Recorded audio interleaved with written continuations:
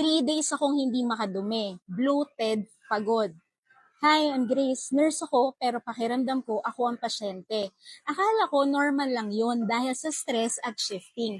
Pero araw-araw mabigat ang pakiramdam ko. Sa tiyan, sa ulo, minsan sa dibdib.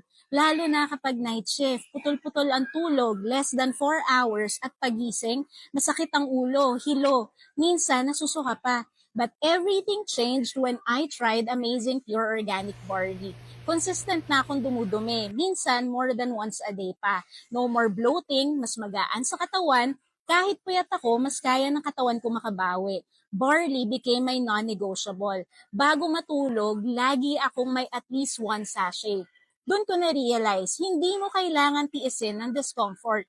May natural na paraan para gumaan ang katawan mo at gumanda ang pakiramdam mo araw-araw. Barley helped me take control of my health again. Baka ito na rin ang simula ng pagbabago para sa'yo. Try at least one sachet a day. You'll feel the difference. Message me to get your green box.